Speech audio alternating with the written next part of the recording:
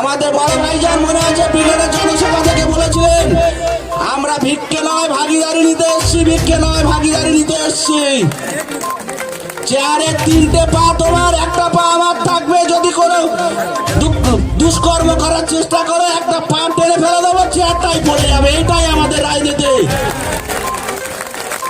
অনেক বক্তা আছে, সংক্ষেপে আমি কিছু বলতে চাই। নওশাদ সিদ্দিকী সাহেব যেদিন থেকে এখানে দাঁড়াবে বলে ঘোষণা করেছেন, সোশ্যাল মিডিয়ায় বলেছেন দল যদি আমাকে অনুমতি দেয় আমি এখানে দাঁড়াবো, সেই দিন থেকে প্রশাসন কিন্তু আইএসএফ এর কর্মী সমর্থকদের ফোন তোলা বন্ধ করে দিয়েছে। প্রশাসনকে বলতে চাই আপনারা জনগণের সেবক, আপনারা কিন্তু তৃণমূলের সেবক নয়।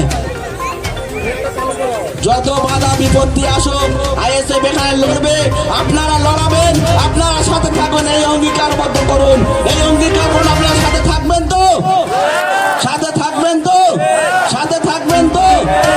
ধন্যবাদ। আইএসএফ জিন্দাবাদ, জননেতা নওশাদ সিদ্দিকী সাহেব জিন্দাবাদ। নিজের কথা ভাববেন, সব প্রোগ্রামে আসতে হবে এই ধরনের কোনো ব্যাপার নয়, বাধ্যবাধকতা নয়, আমরা জোরও নেই আপনাদের কাছে। তবে অনুরোধ একটাই, যখন ইভিএম মেশিনের সামনে দাঁড়াবেন আমাদের কথা একবার ভাববেন।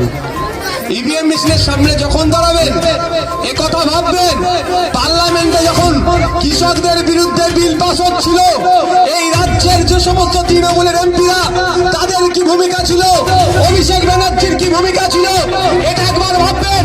যখন ইভিএম মেশিনের সামনে দাঁড়াবেন, সিএএ যখন বিল পাস হচ্ছিল পার্লামেন্ট থেকে অভিষেক ব্যানার্জির কি ভূমিকা ছিল একবার ভাববেন।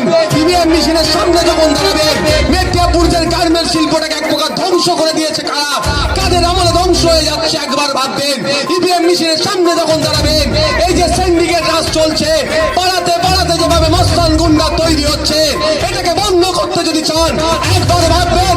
ইভিএম মেশিনের সামনে যখন দাঁড়াবেন আপনার অধিকার যারা কেড়ে নিচ্ছে তাদের বিরুদ্ধে ভোট দিতে হবে, এটা মাথায় রেখে তৃণমূল বিজেপির বিরুদ্ধে ভোট দেবেন এবং আইএসএফ এর পক্ষে ভোট দিয়ে বিপুল ভোটে জয়যুক্ত করুন।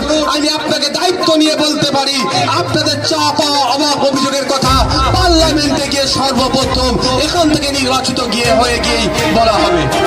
এতদিন যেটা বলেনি, আমি তো অবাক হয়ে যাচ্ছি, অবাক হয়ে যাচ্ছি। আপনার জায়গা, আপনার দলিল, আপনার পর্চা, আপনার কাছে কনভার্সনের সার্টিফিকেট, আপনার কাছে প্ল্যানের জন্য স্যাংশন সব পেপারস থাকার পরেও আপনি যখন বাড়ি করতে চাইছে যাচ্ছেন তখন কি করছে আপনার কাছে এসে 20,000 30,000 টাকা তোলা চাইছে। প্রথমে একটা দল কিছু নিয়ে চলে গেল, তারপরে দ্বিতীয় গোষ্ঠী আসলো, তৃতীয় গোষ্ঠী আসলো, যদি চতুর্থ গোষ্ঠীও থাকে তৃণমূলের তারাও আবার টাকা চাইছে। এটাকে বন্ধ করতে চাই আমরা। আপনার বাড়ি বানাবেন, কি বালি কি রড কি লাগবে সবটাই নাকি এখন তৃণমূল ঠিক করে দিচ্ছে। এর হাত থেকে সমাজকে মুক্তি দিতে হবে। সমাজকে মুক্তি দিতে চাইলেই ঐক্যবদ্ধ হতে হবে। আসুন ঐক্যবদ্ধ হয়ে আইএসএফ এর ছায়া তলে।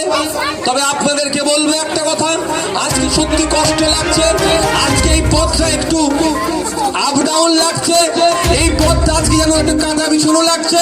তবে এটাও বলে রাখি আপনাদেরকে, এই পথ কিন্তু সব সময়ের জন্য কাঁটা বিছানো নয়। আজকে হয়তো কষ্ট হতে পারে, আগামী দিনে ভালো আছে, ভালো আছে, ভালো আছে। আজকে যদি আমরা একটু কষ্ট করতে পারি, আগামী সকালটা আমরা দুর্নীতি মুক্ত স্বচ্ছ সমাজ ব্যবস্থার সাথে সাথে যে আমরা বাতাসটা নেব সেই বাতাসে কোনো দুর্গন্ধ থাকবে না, সে বাতাসটা দুর্গন্ধ মুক্ত বাতাস আমরা পাবো। সেই বাতাসের যদি আমরা আশা করতে চাই তাহলে আমাদেরকে কিছু হলে এখন কন্ট্রিবিউশন করতে হবে, কন্ট্রিবিউশন দিতে হবে। তাই অনুরোধ